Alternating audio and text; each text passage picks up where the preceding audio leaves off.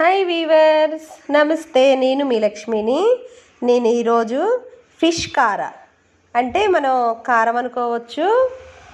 ఇది స్పైసీగా ఉంటుంది అన్నమాట. పచ్చేపలతో చేసే కారాని నేను ఇప్పుడు తయారు చేసి మీకు చూపిస్తాను.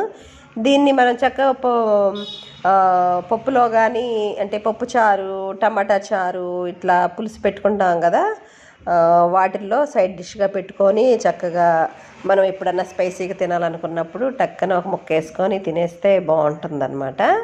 ఇది ఒక నెల రోజులు నిలువ ఉంటుంది. అది ఎలా చేయాలో మీకు చూపిస్తాను. పిల్లలు కూడా తినొచ్చు అనమాట. ముళ్ళు ఏమి ఉండవు, అన్నీ ఫ్రై అయిపోతాయి కాబట్టి క్రిస్పీగా ముళ్ళు కూడా తినొచ్చు పిల్లలకి. చేపల పిక్కిల్కి ఏదైనా పర్వాలేదు, అంటే ఏ చేప అయినా పర్వాలేదు, ఇంకా ఫ్రై చేస్తాం కాబట్టి. నేను ఇక్కడ 1 కేజీ చేపలు తీసుకున్నాను. ఇది బొచ్చి అంటారు కదా, అది. దీన్ని ముందుగా నేను నిమ్మకాయ ప్లస్ ఉప్పు వేసి శుభ్రం కడిగి పెట్టుకున్నాను. ఇప్పుడు దీన్ని మనం నూనెలో వేపుకుందాము. ఇప్పుడు కడాయి పెట్టుకొని కడాయి కాగిన తర్వాత మనం దీంట్లో నూనెని వేసుకోవాలి. మ్యాక్సిమం సరిపడా వేసుకోండి. 1/2 కేజీ పట్టిద్ది కేజీకి. వేసుకున్న తర్వాత దీన్ని కాగిన తర్వాత మనం చక్కగా ఫ్రై చేసుకుందాము. నూనె మాత్రం ఏ పికిల్కైనా, చికెన్ పికిల్ అయినా ఏ పికిల్ అయినా గ్రౌండ్ నట్ ఆయిల్ వాడండి, అంటే వేరుశనగ నూనె వాడండి. అప్పుడే టేస్టీగా ఉంటుంది. ఇది కాగిన తర్వాత మనం ఇప్పుడు వేద్దాం. నూనె కాగిన తర్వాత మనం ఇలా మొత్తం ఒకసారి తిప్పుకోవాలన్నమాట, లేకపోతే చేపలు అడుగంటిపోతాయి. అంటే ఒక్కొక్కసారి నూనె కాగపోయినప్పుడు చేపలు విడిపోతూ ఉంటాయి అన్నమాట. ఇప్పుడు బాగా కాగిందో లేదో చూసుకుంటే బాగా వేడిగా ఉన్నప్పుడే మనం వేసుకోవాలి, లేకపోతే అడుగంటిపోద్ది. ఇట్లా ఒక్కొక్కటి వేసుకొని, అంటే కేజీ కాబట్టి నేను 2 సార్లుగా వేపుకుంటాను. ఇట్లా చక్కగా బ్రౌన్ కలర్ వచ్చేదాకా కూడా మనం దీన్ని ఇలాగే ఉంచుకోవాలి. ఇవి చాలా ఈజీ, కానీ కాకపోతే ఇక్కడ మాత్రం ఫ్రై అయ్యేలోపు ఒక అర్ధగంట పడుతుంది అనమాట చేపలు. ఎందుకంటే 2 వైపులు కూడా బాగా క్రిస్పీగా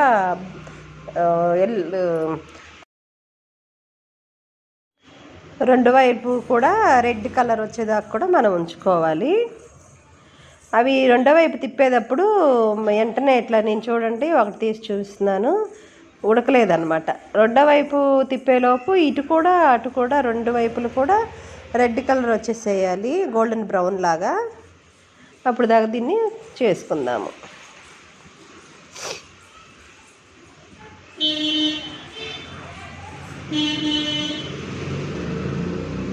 మైల్ రోడ్డు పక్కనే, అందుకే ఒకటే సౌండ్లు అనమాట. ఎప్పుడు వెళ్తానే ఉంటాయి వెహికల్స్. పొల్యూషన్ కూడా ఎక్కువ అబ్బా. ఇది 3వసారికి వేసాను అనమాట. లాస్ట్లో మొత్తం ఉడికేదా చూపిస్తే లెంత్ ఎక్కువ అయిపోద్ది, నీకు బోర్ కొట్టిద్ది. చూసారా గోల్డెన్ బ్రౌన్ వచ్చేసినాయి కదా. ఇప్పుడు ఇవన్నీ ప్లేట్లోకి తీసుకొని మనము మీకు చూపిస్తాను. ఇక చూడండి మొత్తం గోల్డెన్ బ్రౌన్లో వచ్చేసినాయి. మొత్తం ఒక్కొక్కటి కొన్ని ముక్కల్లా ఇరిగిపోయినా పర్వాలేదు, ఎందుకంటే కారంలాగా ఉంటుంది కాబట్టి, అంటే డ్రైగా ఉంటుంది అనమాట. అదే మనకి చట్నీ అంటే చేపల నిల్వ పచ్చడి అంటారు కదా, అది కూడా ఇలాగే ప్రాసెస్, కాకపోతే అది వేరే వేస్తారు. అయితే ఇప్పుడు నూనె కాగింది కదా, దీంట్లో చిట్టుపట్టమంటూ ఒక 2 కానీ 3 కానీ ఎండుమిరపకాయలు, తర్వాత వచ్చి జీలకర్ర, తర్వాత పోపు దినుసులు వేసుకోవాలి. వేసుకుని ముందు ఇవి పెట్టేటప్పుడు మనం సిమ్లోనే పెట్టుకోవాలన్నమాట. ఇందాక ఏదైతే మనం ఫ్రై చేసుకున్నామో ఆ నూనెలోనే వేసానన్నీ. ఇలా చేసిన తర్వాత ఈలోపు మనకి ఇదంతా అయ్యేలోపు ముక్కలు చల్లబడుకోకుండా వేడిగా ఉంటా కోసము నేను ముందు ముక్కలు వేసేసాను. తర్వాత ఇవన్నీ సైడ్ కనుక్కొని మధ్యలో ఆయిల్ ఉంటుంది కదా, ఆ ఆయిల్లో మనం ఇప్పుడు అల్లం వెల్లుల్లి పేస్ట్ వేసుకుందాము.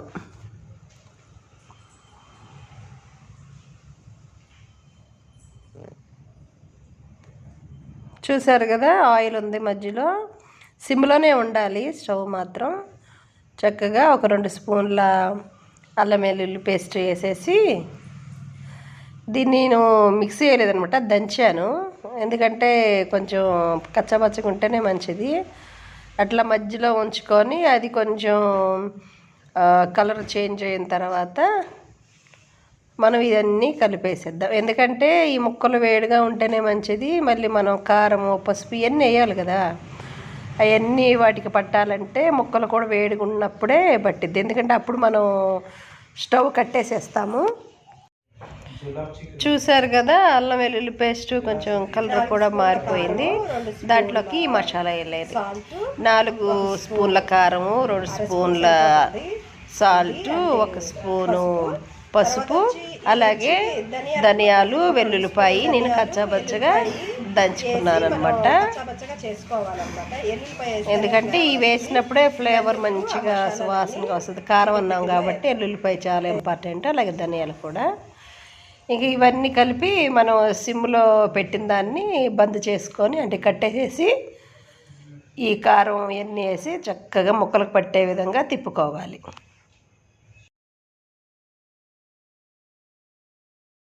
కారం ఎక్కువ తినేవాళ్ళు వేసుకోవచ్చు, ఎంతైనా వేసుకోవచ్చు, అది మీ స్పైసీకి తగ్గట్టు వేసుకోండి. మేము పిల్లలని దృష్టిలో పెట్టుకొని వండుతారనమాట, మరి కారం ఎక్కువ ఉంటే తినరు. ఇలా చేసేసుకొని ఇంకా మనం దీంట్లో ఏమీ వేయవసరం లేదు. 3 రోజుల దాకా అనమాట. ఒకరోజు నెక్స్ట్ రోజు తిప్పాలి, తర్వాత ఇంకో 2 రోజులు తిప్పితే చక్కగా కిందకి పైకి తిప్పుతూ ఉంటే ఊరిద్ది అనమాట. కారం లాగానే ఉంటుంది, చక్కగా క్రిస్పీగా ఉంటుంది. దీన్ని ఇంకా మనం సైడ్ డిష్గా పెట్టుకొని కూడా తినేసేయచ్చు.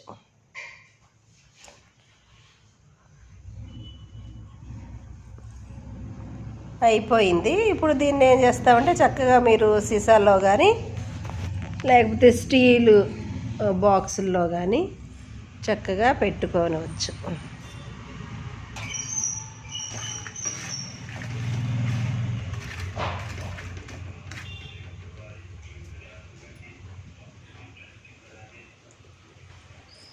తర్వాత వచ్చి బాగా చల్లారిన తర్వాత నిమ్మకాయ రసము, నేను 2 నిమ్మకాయలు తీసుకున్నాను.